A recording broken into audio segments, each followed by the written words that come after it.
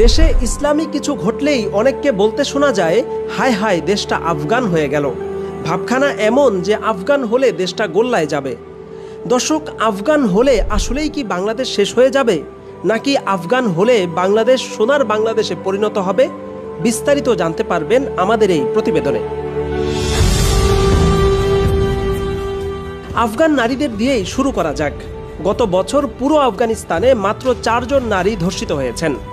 প্রত্যেক ধর্ষককে ধরে শরীয়তের বিধান অনুযায়ী পাথর মেরে হত্যা করা হয়েছে।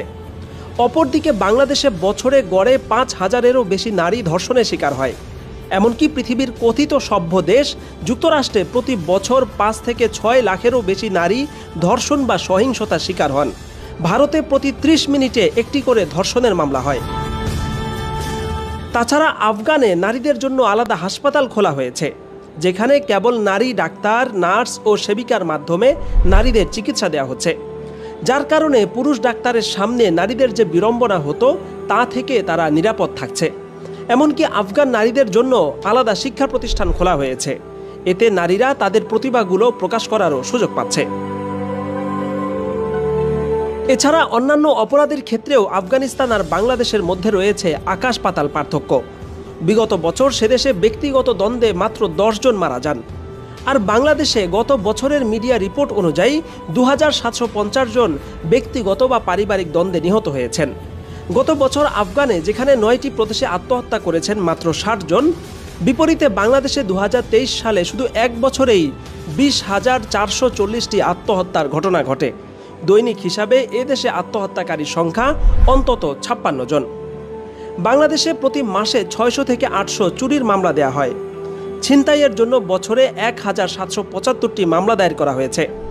সোনার বাংলায় ডাকাতির ঘটনা ঘটেছে 426টি। অপরদিকে আফগানে এসব অপরাধ শূন্যের কোটায় বলা যেতে পারে।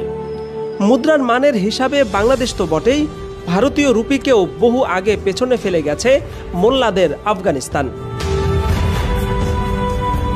এভাবেই ইসলামী ইমারত ক্ষমতা গ্রহণের মাত্র 4 বছরে আফগানিস্তানকে পৃথিবীর অন্যতম নিরাপদ, স্থিতিশীল এবং সুখী দেশে পরিণত করেছে, যার ফলে বর্তমানে অনেকের জন্য আফগানিস্তান স্বপ্নের দেশে পরিণত হয়েছে। মোল্লাদের দেশের এমন বর্ণনা শুনে বহু মানুষ সেখানে যাওয়ার জন্য উদ্গ্রীব হয়ে আছেন।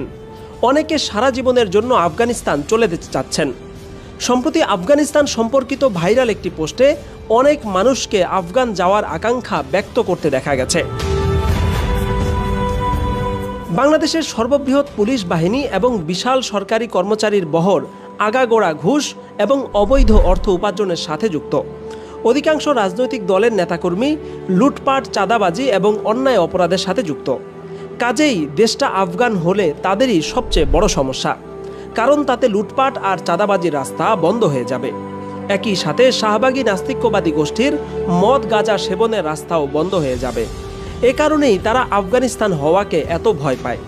তবে দেশের আপামর তৌহিদি জনতার এখন হৃদয়ের প্রত্যাশা যে বাংলাদেশ শান্তি, শৃঙ্খলা ও নিরাপত্তায় আফগানিস্তানের মতোই হয়ে উঠবে ইনশাআল্লাহ।